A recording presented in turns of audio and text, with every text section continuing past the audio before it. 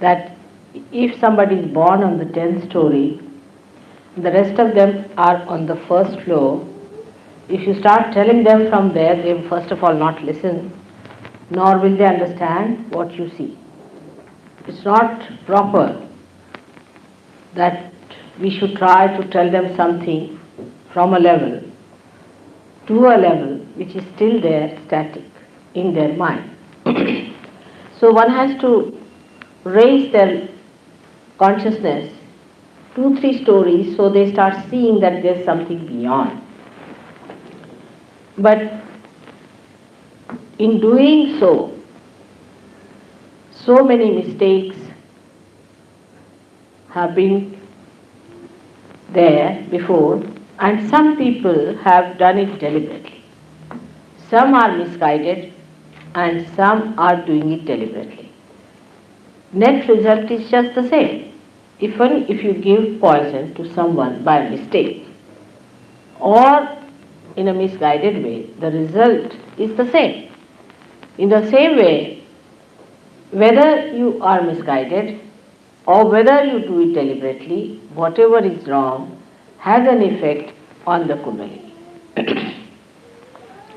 Now the Aquarian age is the word I picked up from Dr. Warren, which is so true today. Aquarian means the water carrier, and in Sanskrit language it is called as Kumbha. Kumbha is the one what we call the Kundalini. The Muladhara is the Kumbha, where the Kundalini is there, the power of Kundalini is there. So to call it an Aquarian age must be some work of some realized soul who could see that in this age the Kundalini is going to be awakened, and that an age will start of people getting their Kundalini awakened. Now I have already talked to you the other day about this second center, which is called as Swadhisthana, which gives us our sustenance and also our power to create. The sustenance is created inside that green part, which is represented by main 10 primordial masters. And these 10 primordial masters had another series of masters who were called as disciple principles. Now about these people I have talked to you last time. But today I would like to speak to you about other centers, especially this Nabhi, which is the navel center, which is very important in human beings. This is the center by which we seek. When in amoeba stage, we seek food. At a higher level, we start seeking heights, like when they became mammoth and all these animals, they wanted to have a height, to go over the trees, to be able to master them and to eat the leaves. But they became so much outsized with their height that they had to become smaller animals, like say intelligent animals, and like say cats and things like that, cat family. And this is how the evolution has been brought forth through our seeking as amoeba, then as animals, and now as human beings. As we have evolved higher and higher, we have become subtler and subtler in our seeking. For example, the people who are seeking, say, power, are not so evolved as people who are seeking their spirit, no doubt about it. Because you have gone through that, you have had enough of it. Maybe last lives you might have been kings and queens, and you must have seen all the jokes of it. So you said, now it's had enough of it, this power business. We don't want to have any more. Such a headache we don't want to have. So the people who are seeking money also are the people who have had enough of it and they were fed up of it. So they said, now we have had it. So now you are seekers of something beyond. It has been always so, something beyond we seek. But this seeking beyond is not described to so many people, and they are not able to understand what is the beyond. That's why this center is very important of your evolutionary process. Now, first of all, as I have told you, that we have to be in balance. That's one thing we must have, is the balance in life. I mean, in common sense also we can see, supposing there's a car going only on one wheel, how many would like to travel by that?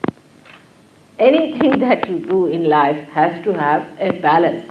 Otherwise, anything, even catching something, holding something, or small things, even riding a bicycle, you know that you have to have a balance.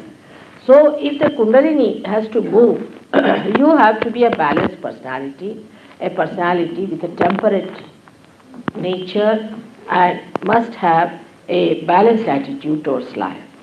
That is very important. But in case it is not, you can be sucked into the central path of the Sushumna, in the central path of your evolution. Now the evolution takes place by remaining in the central path. Those who go to the extremes fall out of this. Now the virus that we suffer from very commonly is nothing but a kind of a vegetable which is fallen out of evolution. Now the vegetable that we call as tobacco is going to fall out of complete evolution, and you will be surprised after some years you will not find any tobacco growing anywhere, because it will go out of evolution. Thanks to human beings that they misunderstood the role of tobacco.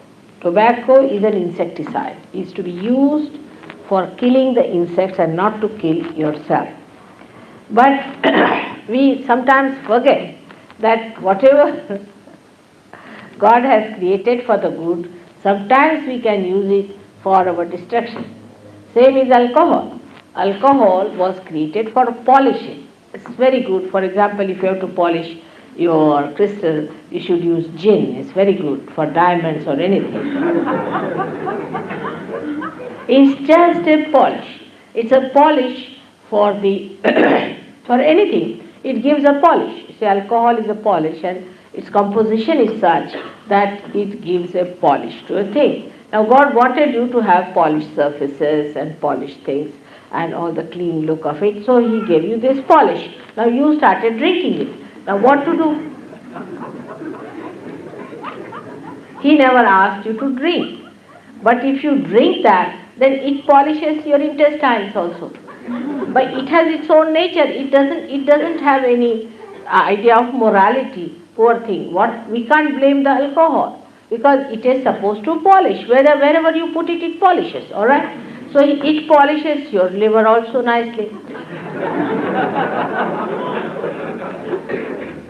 And when the liver is nicely polished, then what happens? That the heat from the liver, which is for the expulsion from the body, it has to pass into the bloodstream, cannot, because there's a barrier. And because of that barrier, poor liver does not know what to do. It just goes on accumulating all the heat within it, and that's how your liver goes out of circulation of anything. You have liver problems and you feel very giddy, nauseating, and liver is the one which really cleanses your attention. Whatever you gather from your attention, it cleanses. So you become horrid. I mean, you are all the time angry, hot-tempered, you bark at people all the time. All that thing is typically liverish, you see. You grow tall like that, absolutely straight line, and you become very hot-tempered. Sometimes you could be hawk-like. People will be afraid of going nearer such a person, because such a person can be very dry personality. And that's why you'll find drunkard people, if they are over-drunk, you go near them, they'll just beat you for nothing at all. I mean, it sometimes happens that by chance, if you go and ask some drunkard that what's the time in the night, you will have it. So, because it spoils your awareness.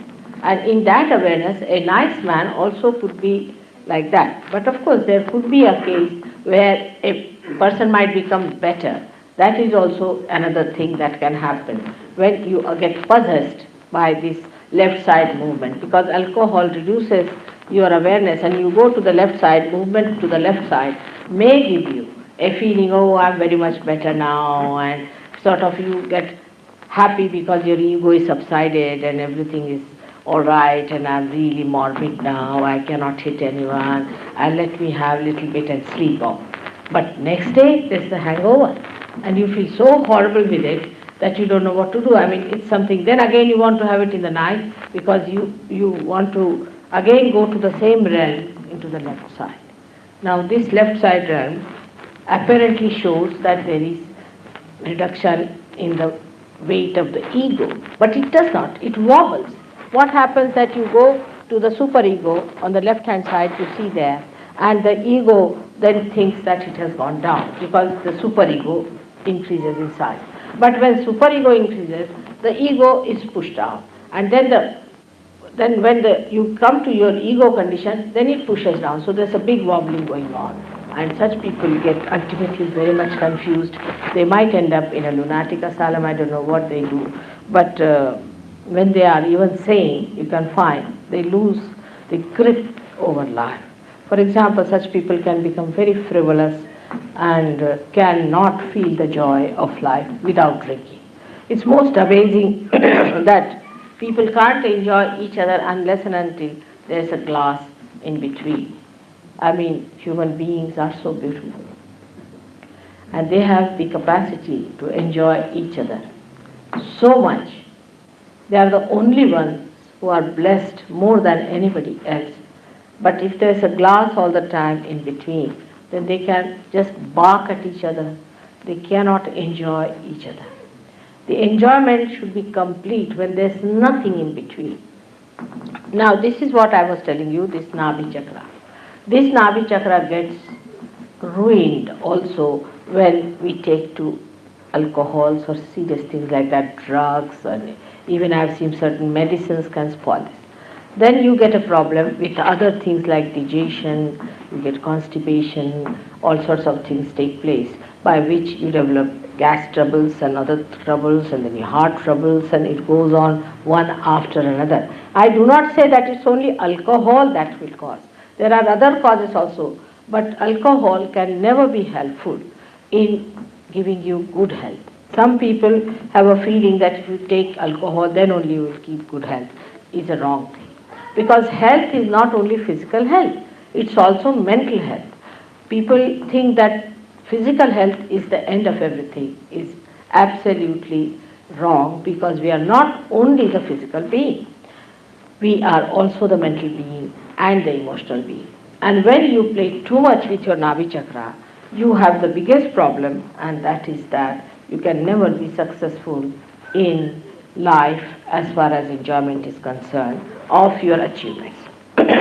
For example, a person becomes rich, unduly rich he becomes, is a blessing, I should say, of Nabhi Chakra on the right hand side.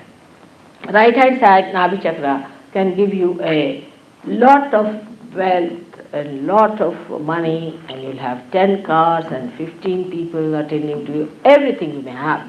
But it cannot give you the satisfaction of life. You will go on accumulating and end up with a suicide or something like that, and you would not know why you are bent upon committing suicide. That's why in all affluent countries you find people are planning to commit suicide. And the more affluent they are, the worse it is. But the left side gets completely dried. Now the left side is the center of the family life, the Graha Lakshmi, the goddess of the family, the household. You see. A person who runs after money too much forgets his family. He has no time for his family. The husband and wife may meet somewhere on the airport, or may just wave at each other sometimes, you see, crossing each other. Or the children suffer the most. And in that case, the women also then take up with the men. They compete, what's wrong? They start copying men. And in doing so, when they compete with each other, then what happens? That this family life gets disturbed. The woman of the household is dissatisfied, her ego is not satisfied. In olden times, the man used to go in the jungle and get all the wood cut, bring it home, and give it to the wife, and wife used to cook. There was no problem because there was barter system. He could see her working in the household. Now the husband earns the money and the woman spends. I mean, that also requires some work, isn't it, to spend the money. But to man, it looks like that I'm the earning member and she's the spender. So she says, all right, I will also earn.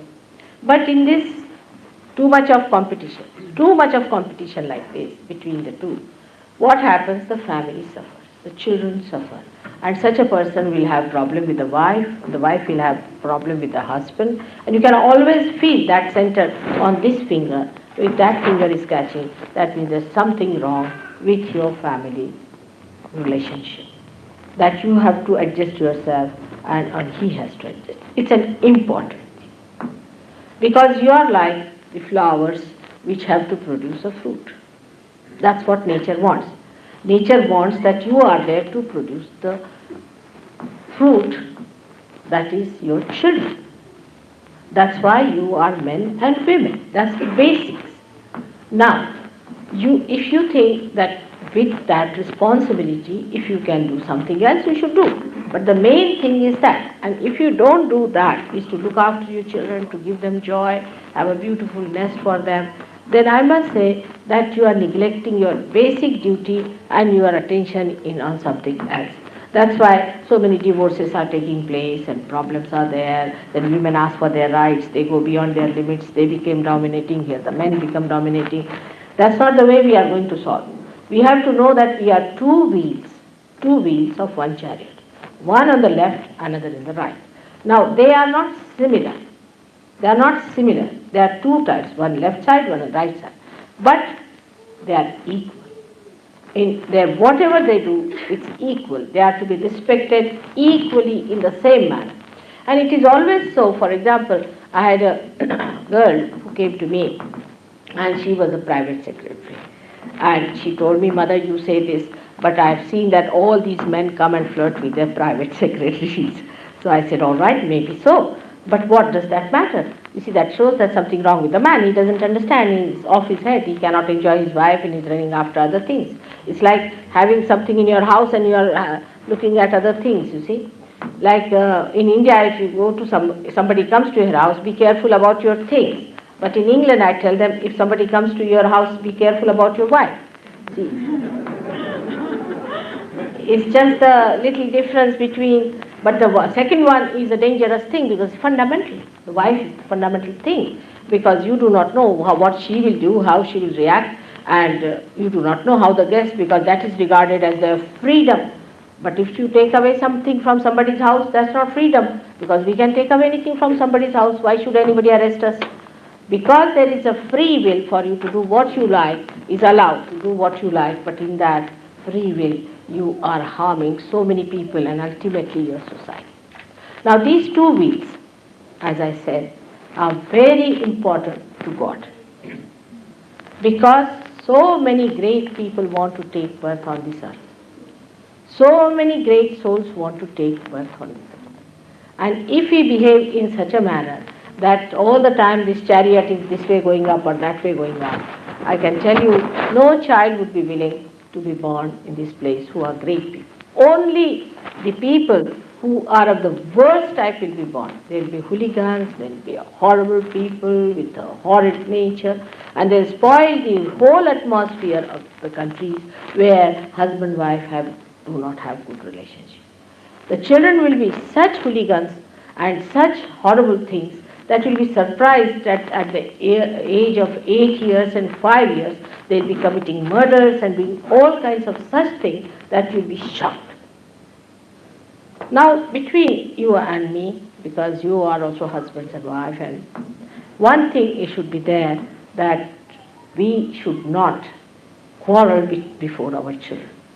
We should have all decency of husband and wife. There are so many things we do not do in the presence of our children. In the same way, we need not sit down and quarrel and say, I hate you and I hate you. I tell you, this is something you have to change a little bit in our language. In India, if somebody says, I hate you, it's regarded, that man regarded as the most unmannerly person. I mean, it's very bad manners to say, I hate you. How? I mean, it shows that you are a very low type of a person to say like that. But I hate you, so what? If you hate, so what? You are not God. If you hate me, what does it matter? Actually, if somebody hates someone, so what? That shows that person is not a good person, just to hate someone. I hate you is a way of expressing something that is, I feel, is very wrong for the family system. It shocks children. Children look upon you as ideals. When they are born, you should see them. Most of the children nowadays in Australia are born realized. I see them around when I went to the airport and I see they are born realized. And they watch and they're surprised and they sulk and they feel very sad. They don't take sides. They don't like the father to fight the mother to fight. And one other thing which we must understand, that a certain gradation has to be there. A woman is the strongest point of the household, like this Mother Earth is. She takes all the problems upon herself. Because she is the strongest. Who else can withstand this kind of weight on her? It's the mother. In the same way, a woman in the house is the mother, and she has to bear up. You see, it's nice to have a husband who comes home and says whatever he likes and takes out all the filth on you, than to have a husband who is very sweet, hello, hello, and outside he goes like a bumptious tiger on everyone. Such a man is you see, they are like children, I would say. They are like children. They have to take out their tensions on their wives only. And you should be an absorber of that. And that's the sign of a woman. A strong woman doesn't get easily disturbed by these things. She's not bothered. She says, all right, you little baby, come along. Now I have had 4 babies, now this is the 5th one, which is the smallest has come. Let him shout and scream. Even with the children, you have to be patient. They'll hit you, they'll do anything. I would say that way in India, children are treated very kindly and they are special things. They will do what they like when they are children. But when they grow up, we do not have teenage problem. We do not have problem when the children don't respect. This is a very important aspect of our modern life that we have to understand. What is the relationship of husband and wife is? Husband is like, say, a gentleman who is definitely is to be respected by the wife. But if she does not respect the husband, she cannot get respect for her children. But the husband has to be a respectable man. That's very important. If the man is not respectable, he cannot be respected easily. But the more is the woman has to be very respectable. If she doesn't give her respect, you can handle any kind of man if you are clever enough. Drunkards, all sorts, they come now. Because after all, they are human beings. They are not bad people. But because of mishandling, they just get out. And the domination of men is just a myth. See, they cannot dominate. They are incapable of domination. They just do it because they want to feel that they are superior. That's all. But they cannot dominate. Whatever the domination, what is their domination? It's little things here and there. Just like children. That's what it is. If women understand their maturity and their responsibility as women, because they are the Shakti. They are the power of the family. And they are the potent Shakti for the husband as well as for the children. But if they get disturbed, then the husband is disturbed and children are also disturbed. But they are potent. While the kinetics are these people, like here is the electricity. All right. So we say very good lamp and electricity and all that. But from where does it come? The source is somewhere quietly sending the source and enjoying itself by giving that source. In the same way, this is a very important sentence. Why I said it? Because today I went to Melbourne and all the time this finger was burning up to this point. So that means there's something wrong with men and women as far as their family life is concerned. They are all very upset, I felt. The husband is upset and the women. Maybe the laws may be against men. Maybe here, I don't know. But in America I found a husband and wife relationship is very queer. For example, I met a lady with very queer people there. I went and stayed with a lady. She had a luxurious house with a swimming pool and this and a maid coming to do everything up and 5 stories and this. And she said, you see, one of my former husbands will come and see you in Los Angeles. I said, all right, very good idea. So he came, he was like a pauper, walking like this. And he says, I have got a room on rent where I am staying, mother. It's very difficult, I have to share it with someone. I said, what? That lady who was there, she has a very big house, she's supposed to be a wife. He said, that's mine. I tell you, I lost it to her in a case. I said, how could you lose that in a case? Because she asked for a divorce and because she found guilty out of me something, so she got. And she married 3 husbands. All the 3 husbands are moving like paupers, and this lady is very rich. If you marry 7 husbands are finished forever, but the lady is so rich, 7 times more than any one of them. So this is kind of a law I don't understand. First of all, why there should be a law I don't understand between husband and wife. I just don't understand. I mean, we don't have such laws in India, but everybody cares for the wife because she is the nearest and the dearest person they have. Who else to depend? If the woman is dedicated and devoted to husband, do you think he'll run after any other woman? He has to come back to her. He'll be so fed up with these women who just live for money or anything, that he has to come back. So you see, one has to take a very wise decision because you must understand you are born at a juncture, whether on which you will be destroyed completely or you will be saved completely. It's a very important thing. You have to save humanity. You are born at a time when you have to save humanity. It's not only Kundalini awakening that will help because you might be saved, but you have to save the whole society, the whole family, the whole, I should say the whole universe or the whole creation will have no meaning if you people are destroyed. Now this is one of the way of destruction, by destroying the family. The children become mad, the husband becomes mad. They all end up in orphanages. That's what I've seen. They are mostly in orphanages in their old age. There's nobody to bother about. So it's a question of giving and giving and giving. Now this Graha Lakshmi's center is on the left hand side and the another is Raja Lakshmi center is on the right hand side. Now this center gives us the power to rule over people and we become very, in extremes you see we can become very arrogant and we can become very, very sort of authoritative and we might sort of end up with a funeral with 10,000 people behind us, all bought from market and put there behind you without any feelings. That's all, finished. With such a man finished, they say, oh thank God he died. He was a horrible terror for us. So that kind of a life can come with Raja Lakshmi. But in the center is the Lakshmi. Lakshmi is the goddess, is the power within us by which we balance, lead a very balanced life, by which we are satisfied. Now they have made a beautiful picture of this Lakshmi. Also one should understand this power is a lady, is a mother, and she stands on a lotus. Now these are all symbols which suggest that these symbols are carved out with such deep significance. She stands on a lotus. Means imagine who can stand on a lotus. And she is a very healthy woman, and she stands on a lotus. It means that she is never putting pressure on anyone. A rich man comes in, he must honk his car loudly because he's rich, so he thinks he must honk it higher. And a rich man must go in a big limousine or some sort of a thing to show off that he's very rich. If he comes to any program or they must sit in front, he should have the front seat and he makes him known. Everywhere, everybody must feel the weight of the rich man. He can run away with 10 wives of somebody and he can have a big boat for himself and he can get any number of women there and he can spoil any families he likes because he's rich. This kind of thing comes in people, but Lakshmi, the one who has, and he can spoil any families he likes because he's rich. This kind of thing comes in people, but Lakshmi, the one who has, stands on the lotus.